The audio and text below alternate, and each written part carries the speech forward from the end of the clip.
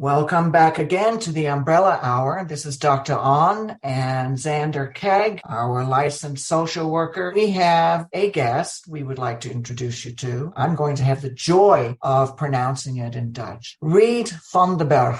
We would say Vanderburgh. Reid Vanderburgh received his MA in counseling psychology from John F. Kennedy University's Graduate School for Holistic Studies in 2001. During his career as a therapist, he worked with over 450 clients, helping them answer the question, how do I want to live my life?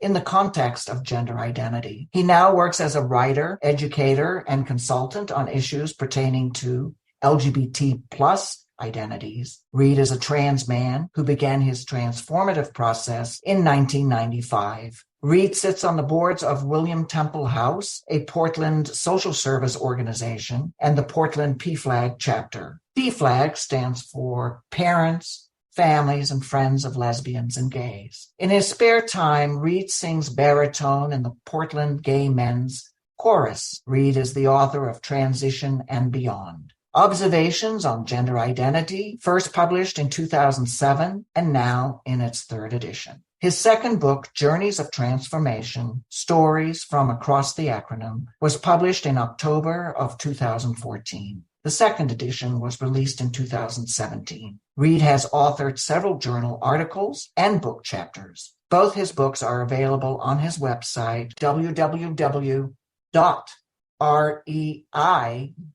as in David, V as in Victor, AN as in nanosecond, D as in David, ERB as in Berg, URGH.com, or connect with him on Facebook. Welcome to our show. Thank you. Reid, I'm so happy to have you on the show.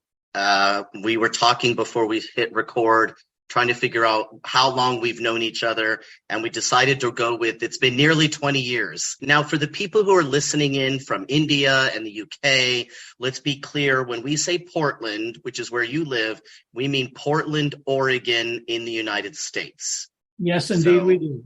Just for reference geographically. I remember reading your first book because what year did that come out again, the first book? 2006 or 7, one of those. Okay.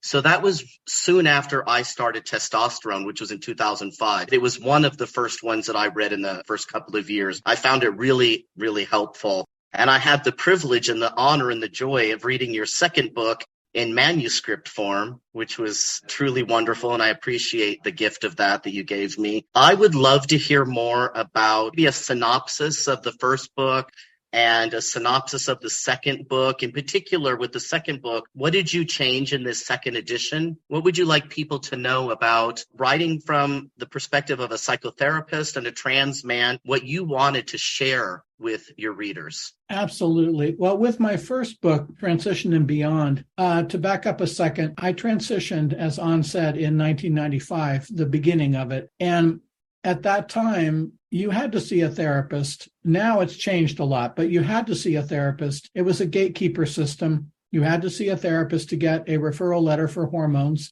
and then again for a referral letter for surgery. And the therapists I worked with were very well-intentioned. They worked at a gay and lesbian counseling center here in Portland.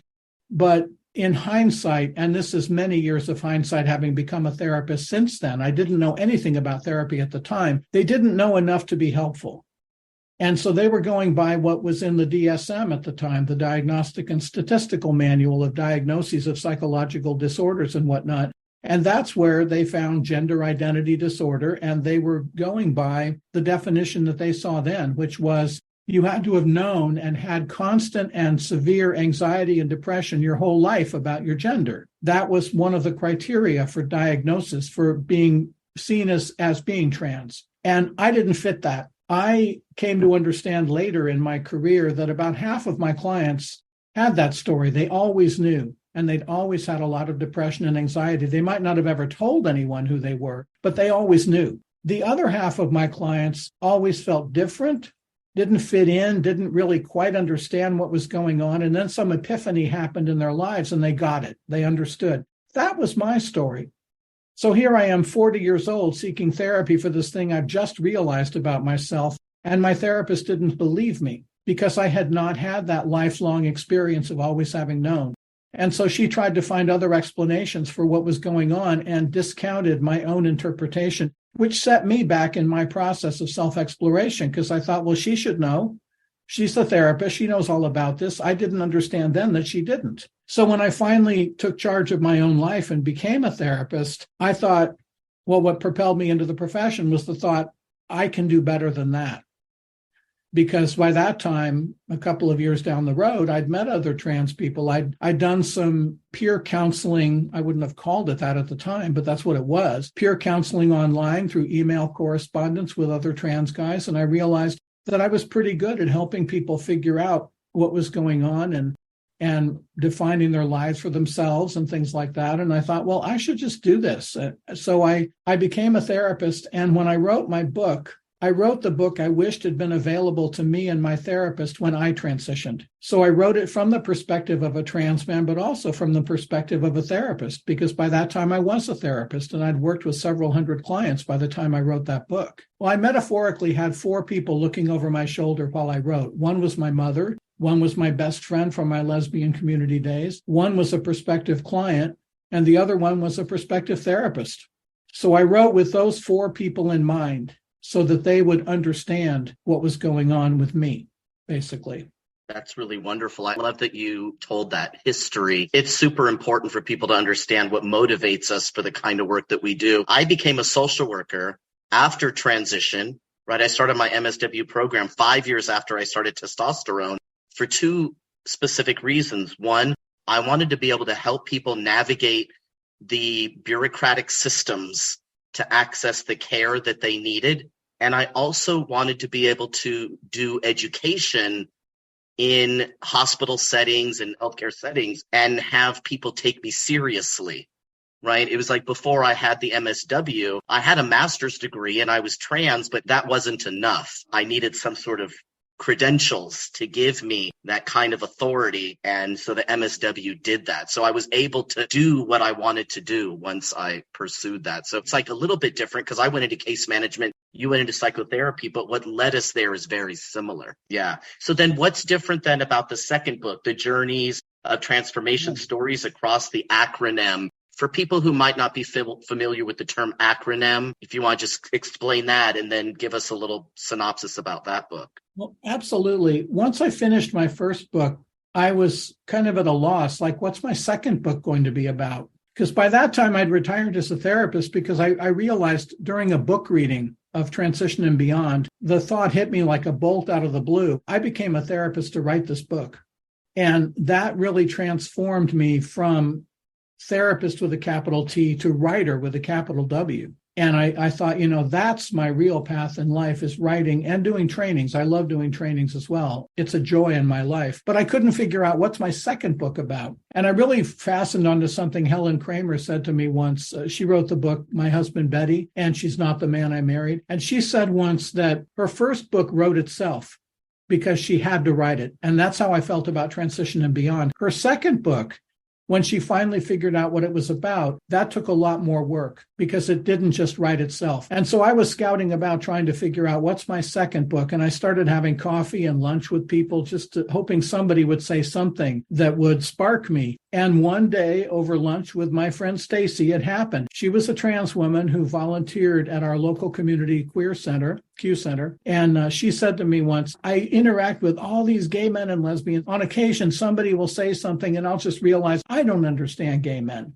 And that sparked my second book because I thought, well, how could you? You never were one. And so what I did was to write a book that explained LGBTQ, IAA, P, and B to each other. Because I thought there's a lot of misunderstanding across the acronym. Like Ann said in my introduction, I sing in the Portland Gay Men's Chorus. Well, I was a founding member of the Portland Lesbian Choir, and I sang in that group for 11 years before I transitioned. Now I've been in PGMC for 15 years. There's a lot of misunderstanding across those two groups. Lesbians and gay men don't understand each other particularly well. So I explained the letters of the acronym and gave some history, so historical context of how these different identities were treated over the years, going back to the 40s and 50s. But then the second half of the book is nothing but stories. I interviewed people and I got their stories, and I tried to find people that didn't fit what you might call a traditional view. For example, I interviewed one lesbian who's now close to 80, and she came out as a lesbian, came out to herself in the mid-60s. She was wanting to be a psychiatrist or a psychologist, and she went into psychotherapy because she thought, how can I become a psychologist if I have a mental illness?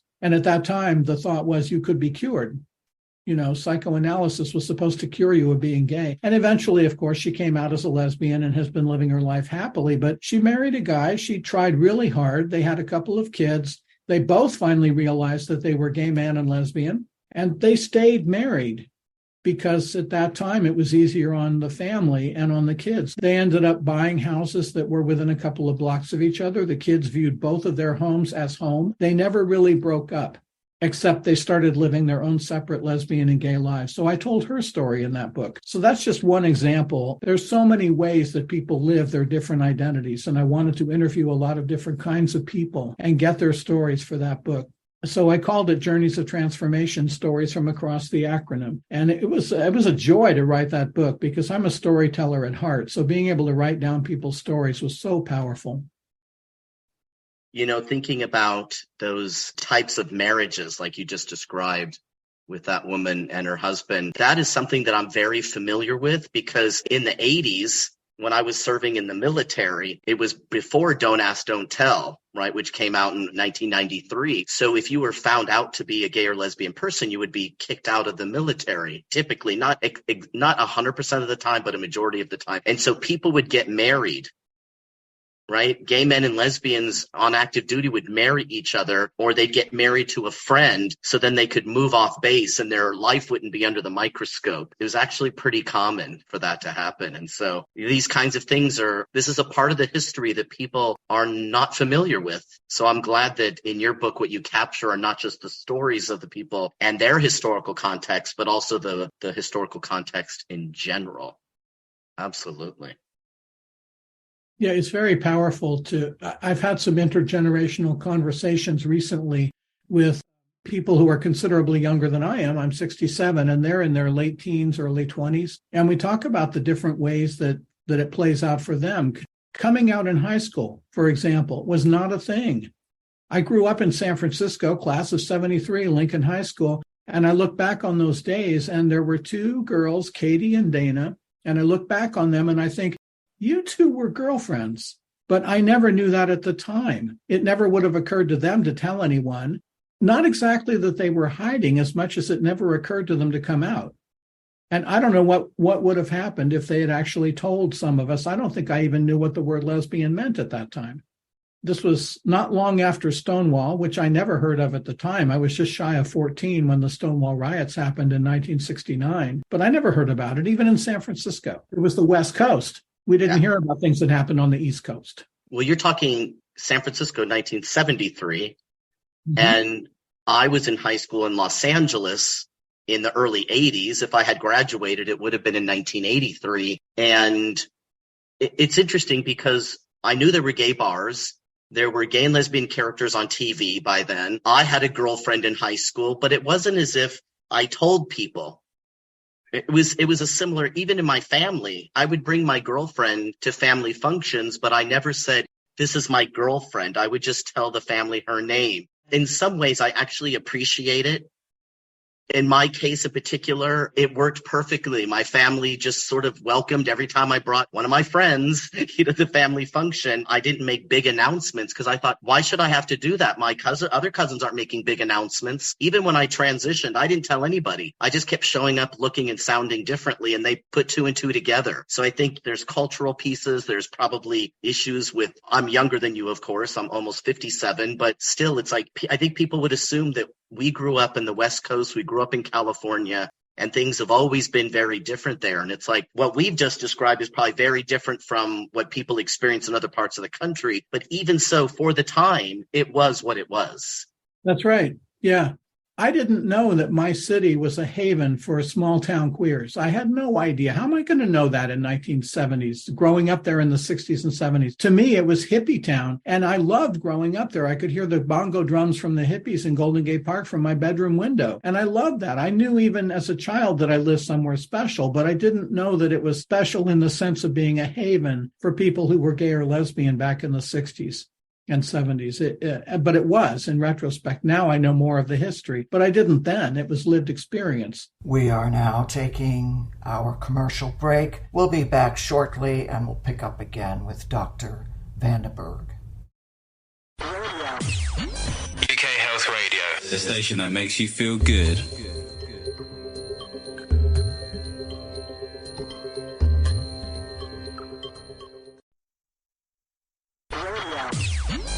Health Radio, the station that makes you feel good.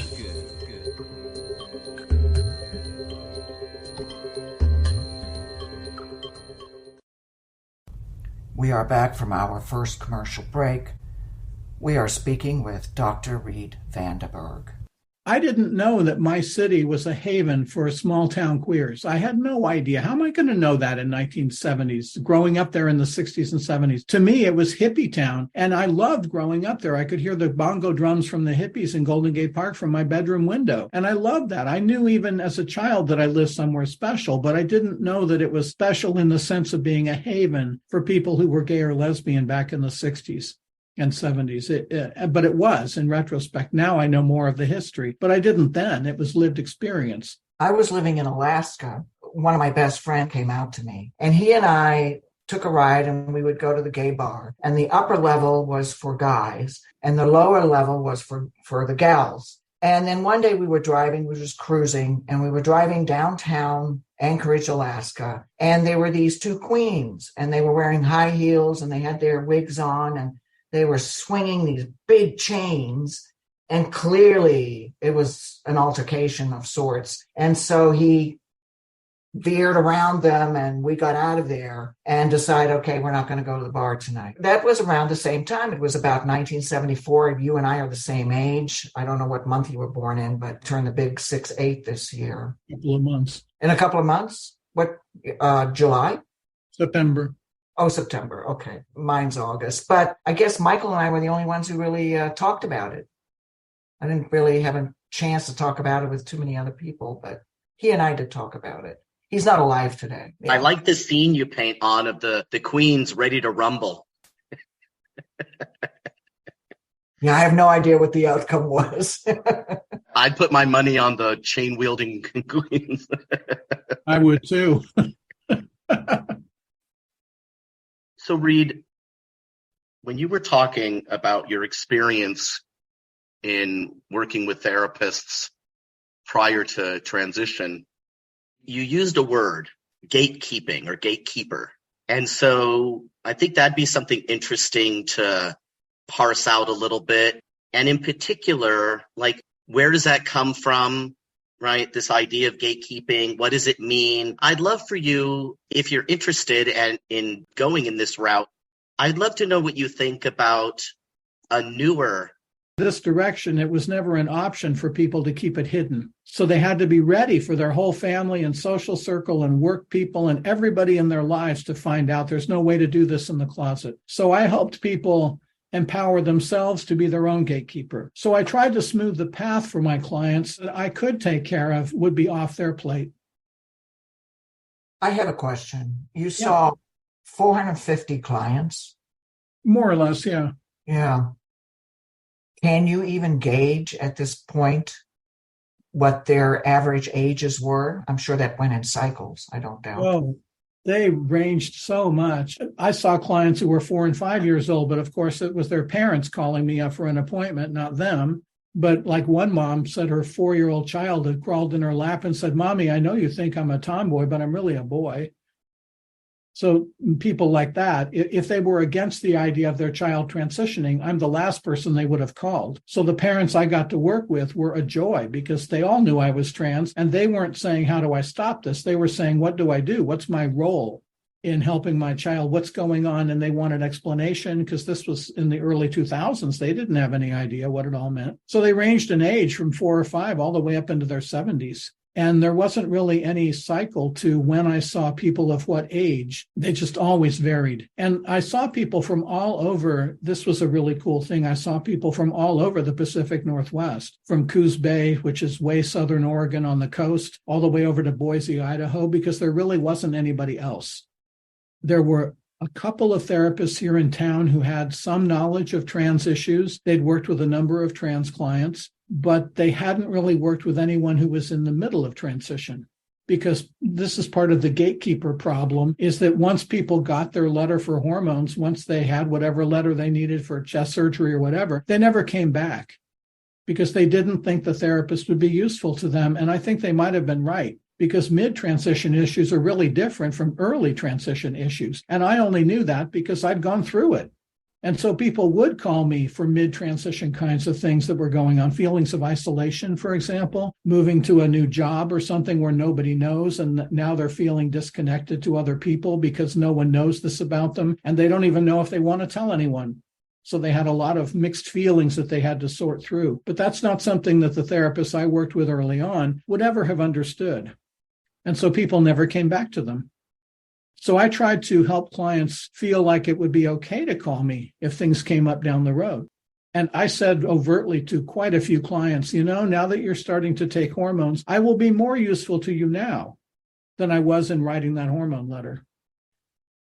Changed so much when you take hormones. People focus on the visible changes, but man, the psycho-emotional changes from the hormones are huge.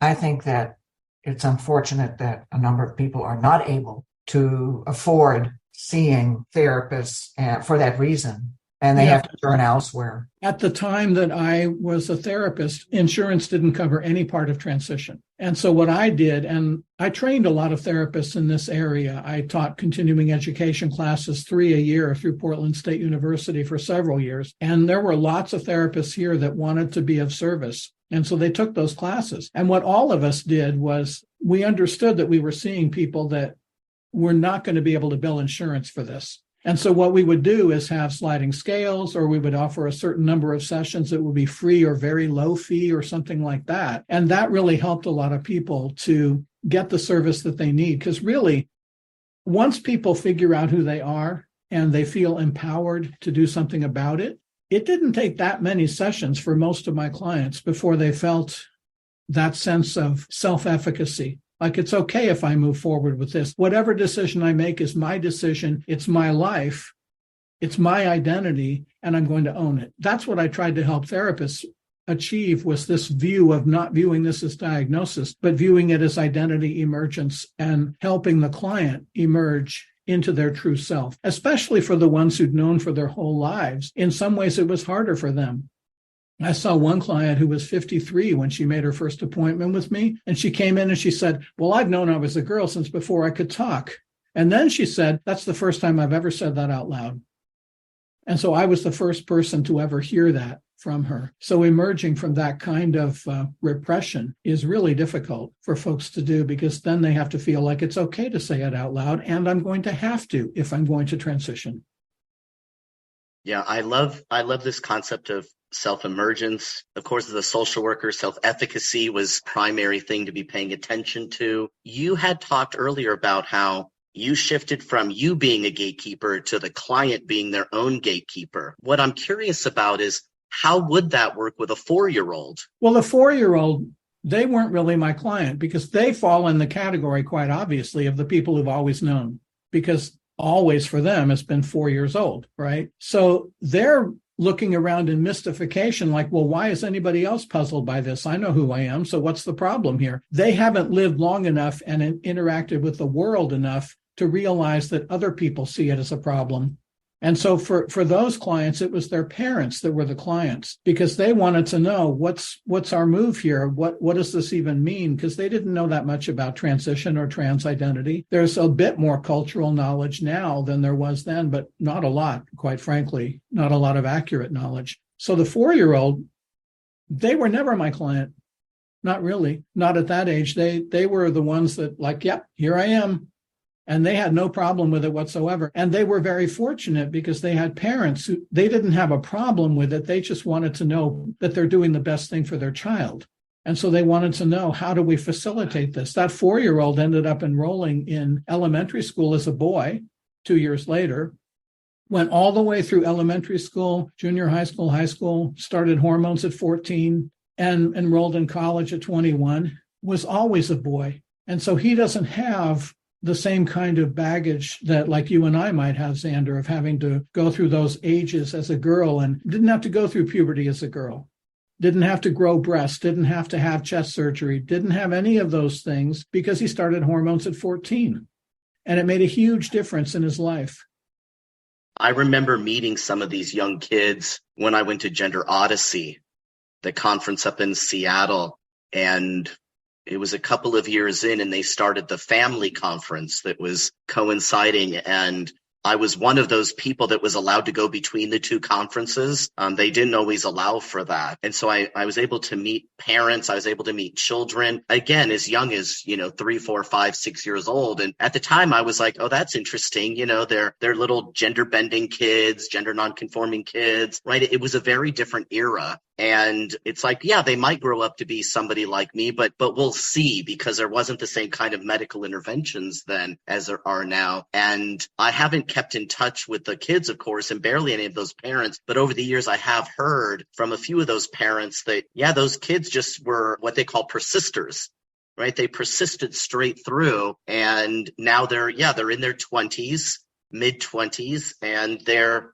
living their life. They definitely didn't have the same experience as us. Reid, you mentioned the DSM, right? You mentioned gender identity disorder as a diagnosis. That was DSM-4. It's now DSM-5. So it's now gender dysphoria, but it's still a diagnosis. It's still in the American Psychiatric Association's Diagnostics and Statistics Manual. So oftentimes I'll hear people say, oh, it's not a mental disorder anymore. It's not a diagnosis anymore. And I would say, as a clinical social worker, it's still in the DSM, and largely it's still required to get treatment, whether that's therapy or hormones or surgeries, because that's what the insurance companies require. What I didn't hear you talk about, and I'm curious what your knowledge or your understanding of how well versed were your therapists back in the day of the WPATH standards of care, or HBIGDA standards of care, the Harry Benjamin International Gender Dysphoria Association standards of care, which are now WPATH standards of care. Same organization for listeners.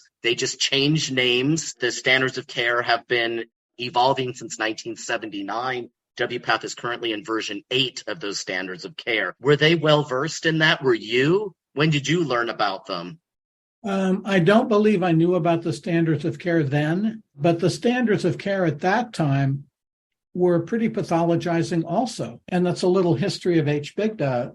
Harry Benjamin International Gender Dysphoria Association. Back in the day, I think Jude Patton was the first professional who was also a trans person who was allowed to be a member of WPATH. And I say allowed to be because if you think about it, if it really is a mental illness diagnosis in the DSM, how can someone with a mental illness join the organization that is creating the gatekeeper standards?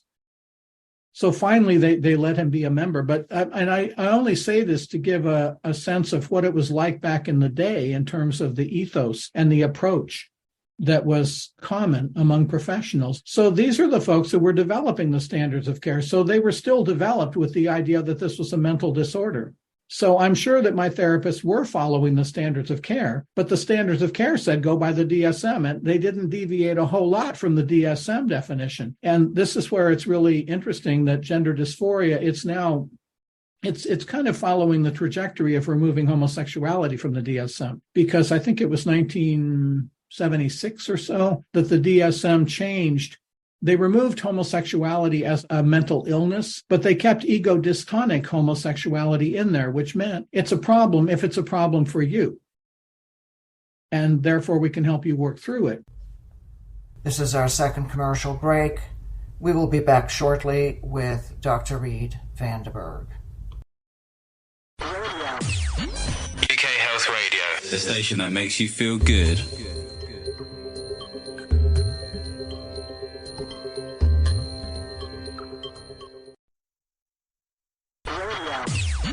UK Health Radio, the station that makes you feel good.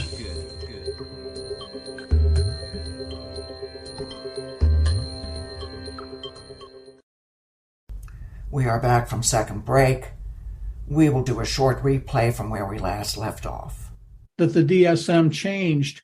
They removed homosexuality as a mental illness, but they kept ego-dystonic homosexuality in there, which meant it's a problem if it's a problem for you. And therefore, we can help you work through it. Gender dysphoria, I see that as a similar kind of approach, that your gender identity, what you were assigned at birth, is a problem for you. That doesn't make it a mental illness.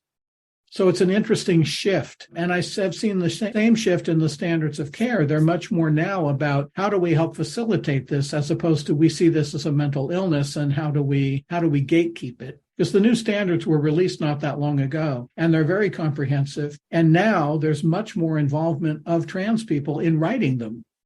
Because back in the day, there really wasn't much involvement of trans people in writing the standards that were meant for their care. Yeah, if at all. I'm not really sure of Jude Patton. For those of you who are listening, Jude Patton is an 80-something-year-old trans man who is a licensed marriage and family therapist and a psychiatric physician assistant. And he was involved in the HBIGDA, or Harry Benjamin International Gender Dysphoria Association, from the very beginning in 1979. I think it might be on the WPATH website. There's a letter that lists the original people involved in it, and he was on that, which is really cool as a historic reference. It's interesting. I know when I was starting my transition, it was during DSM-4 days. So it was gender identity disorder. And I've told this story to other people, which is that I did not want to have a diagnosis of any kind of disorder. And the reason for that is because I had been a psychiatric patient in my adolescence. And I didn't want the stigma of, I had escaped the stigma of adolescent or childhood diagnoses. They didn't follow me into my adulthood, and because they're children's diagnoses, right? And so I just didn't want it. So I was very resistant, and I found my way around it, which was one of the benefits of living in San Francisco in 2005, is I could find my way around it. Gender dysphoria, I meet the criteria for it, but there's a part of me that, even as a clinician myself, I just bristle at the idea of being labeled with a psychiatric medical condition, I don't care what it is. I just don't like it. I know I'm not alone in that. I think we've got a ways to go, because I agree with you. I think we're seeing it sort of cycle out. But with the insurance companies in the United States specifically, how it works is there has to be a code for billing to be reimbursed. And so those codes don't come from DSM, they come from the ICD, the International Codes of Diseases and Disorders. And I think that there's some sense of, over the years, an alignment with DSM and ICD, that the wording, the terminology is closer and getting closer and closer. But I think ICD might still have transsexualism. That might still be, I think, which I don't bother, because I use the word transsexual as self-identity. But outside the United States, it's so different. It's just so very different how medical care is parsed out and who pays for it and what's necessary. But it seems to me that the ICD being international means that we're not the only country that's using those codes.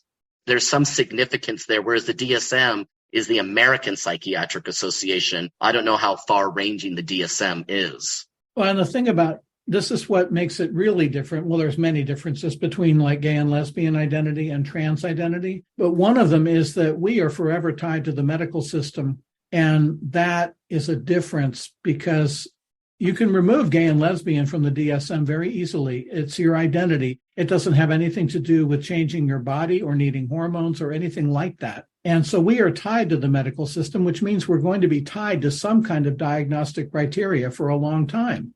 Somebody's writing that prescription for hormones, and they're not going to do that without some kind of diagnosis. They don't see themselves, quite rightly, they don't see themselves as the person who's going to talk the person through to see who they are. That's not their job. Their job is to write the prescription. And so it's a different profession. It's our profession that helps people figure out who they are and what they want to do with their lives. But then we are turning them over to doctors to write prescriptions for hormones and possibly do some form of surgery.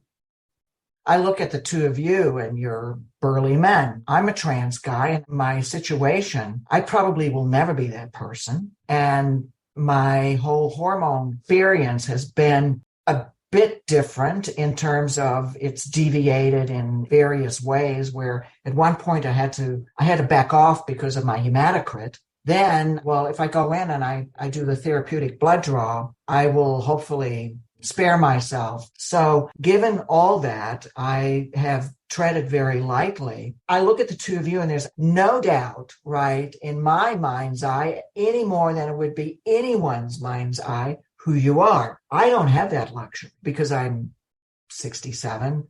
I know who I am, and I have to be at peace with that. Some people do clock me, and I'm okay with that, unless they're clocking me because they're struggling. And it's their struggle, and I have to let that go. But most of the time, I'm not clocked at all. It's very interesting.